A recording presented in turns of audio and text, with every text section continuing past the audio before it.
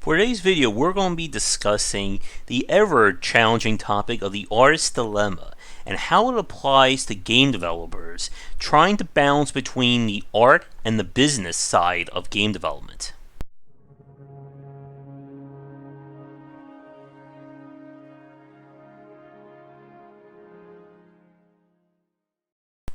Game development attracts many passionate artistic people to try their hand at designing their dream game, and that passion and creativity can never truly be understated. The sheer number of games released this decade is definitely proof of that. And with all these people trying to get into the game industry, it always presents this very annoying or very challenging topic when it comes to the artist's dilemma. Now, you don't know what that term means. It basically comes down to a very simple question for creative people. Do you create out of passion, or do you create out of money, or for the pursuit of profit?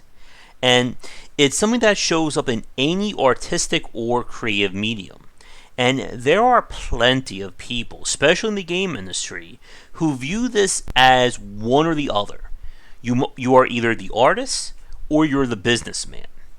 When I was at an IGDA meeting in Philly, this was about, I think, 8 or 9 years ago, maybe even a little bit older than that we were talking, or we were like in this group of many like students and enthusiasts, and somebody said, I know piracy is a big deal, but I would be fine if everybody pirated my game as long as they played it. Now, right now, a few of you watching this may be starting to get a sharp pain somewhere in this region of your head.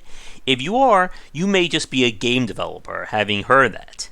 But again, there are plenty of people who view the game industry strictly on the artistic side. How dare you market your game? Or all those people who got their game covered by IGN or Kotaku are just simply sellouts. They're not in it for the love of game design. But they also have that thought that I'm going to make these great, unique artistic products, and I expect to live off of this, making $30,000 to $50,000 a year. Also, a few of you are probably laughing sadly as I describe or that use those two numbers there. And when it comes to game development, again, there's always been, or for a lot of smaller and first-time developers, that they see this as kind of like two opposing forces trying to steal your time, your attention. That you can't be successful and be in it for the art, just as you can't be artistically driven and expect to get a profit on your game. And from what I've seen from the developers I've spoken to, this is one of those things that I hate to hear when it comes to game design, that a title can't be both. And this next part I'm going to be mentioning it in another video and in a post, but it deserves to be said here. Many developers view success of a game as the outcome, meaning that this game is successful because it was covered by IGN and PewDiePie played it, so ergo, of course it was a big success. But that's not how things work. When you see games getting covered by big name YouTubers and streamers, major sites, that all around praise, and that leads to that game being a massive success, that kind of stuff is the byproduct of what developers did. That wasn't their plan. No self-respecting game developer has on their to-do list, make game, get PewDiePie to play it, profit. It doesn't work like that. And again, this goes back again to the artist's dilemma, that many people will look at game development as one or the other. You either have a very polished, unique game, or you have a bestseller, I'm going to get rich off of a title. And never the two shall meet. But when you think about games like this, you're failing to understand what leads to successful titles. And again, that one sentence alone, we don't have the time to get into in this video. But when we look at the games that truly do succeed, the ones that not only get critical praise, but they also get commercial as well, or commercial success, these are titles where the developers understood both sides of designing a game. That's not just about making a uniquely well-crafted experience, but you're also designing something that people want to play. And that last point there, again, this sounds like I'm describing very simple, game design 100 kind of topics. But it's something that a lot of developers, especially in the pen space, fail to grasp. That playability, quality of life adjustments, UI design, these are all king when it comes to a successful title. And there are developers out there who will refuse or not listen to criticism or concerns about their game, thinking that it's going to get in the way of the art or my vision of the game. And when you have developers who don't listen to feedback like that, it leads to these cases where you may think you have an amazing game. You and your 10 friends or 5 colleagues love this game. Then you put it out and it is a commercial bomb. Some examples of this would be Where the Water Tastes Like Wine, and the game that you're seeing in the upper left there right now. I hope it's upper left, depending on how I'm pointing here. And that is Sky Shine's Bedlam. When Sky Shine's Bedlam was released, this was a game that, again, I spoke to the developer in an interview, and he described that he showed this game to journalists, he took it to trade shows. Everybody he showed the game to loved it. And then when the game came out, it bombed tremendously. We're talking Hindenburg levels of a disaster. Everyone in the consumer side who played Sky Shine's Bedlam hated the game. They found major issues in terms of the balance and playability. And this was stuff that, again, that for the people who play this game, they found this out within minutes of playing the core gameplay loop of the title. And to this day, I don't know. I didn't want to bring this up during our interview because I felt I was kind of, stabbing and twisting the knife there. That why they didn't catch these issues. Because the problems that Sky Shine's Bedlam had in terms of kind of the general gameplay and the progression model, this was something that was very evident early on. And if you remember in some of my earlier videos, I've talked about this plenty of times, that if a game frustrates or annoys me within the first 30 minutes of play, or hell, even the first 10 minutes of play, then that is usually a sign that game is not going to do well. And it's because these issues aren't something that's left to chance or is hidden. And what either the developer didn't do enough playtesting, or they chose to ignore these issues in favor of, again, keeping to their vision, that is on a case-by-case basis. But Sky Shine's Bedlam eventually was re-released. I forget the subtitle that was used for it. And while it did improve things, this was a case of a game that it shouldn't have needed that if people paid attention to those concerns. And like we said a few minutes ago, the games that truly succeed in the game industry, whether we're talking about the independent or the AAA side or anywhere in between, have to balance the art with the business.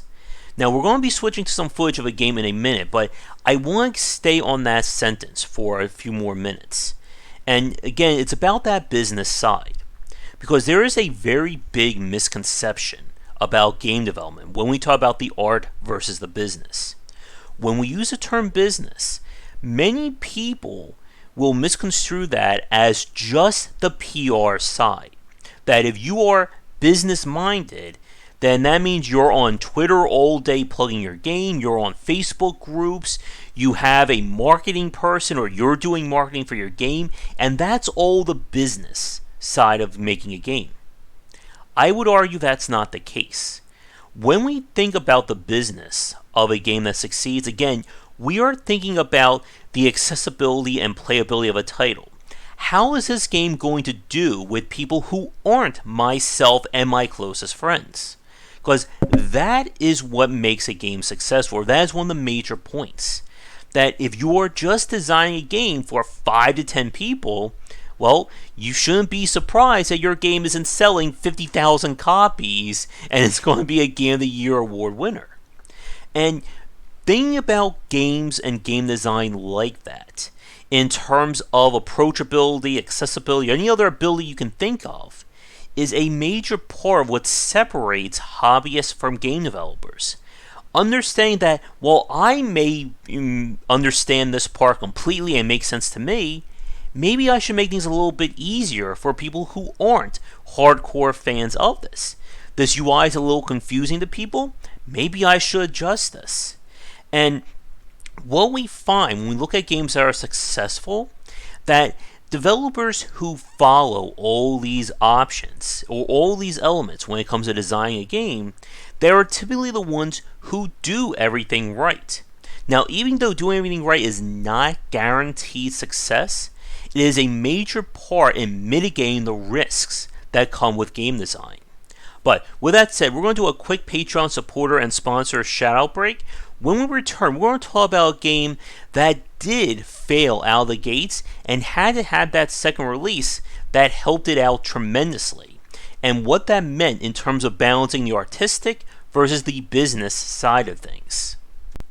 And now a quick shout out to our current Game Wisdom Patreon supporters and sponsors. And if you'd like to continue this discussion on game design, be sure to check out our Discord channel, linked down below. Alright, we're switching over to Brigador Up Armored Edition. This is a game that, for one, has an amazing synthwave soundtrack that I would love to use in some of these videos, but I'm pretty sure we'll get copyright claim on each and every one. But this game, developed by Stellar Jockeys, came out a few years ago under just the title Brigador. Now, as you can see by the footage, this is kind of like a Desert Strike, Jungle Strike, vehicle control action game from back in the 90s.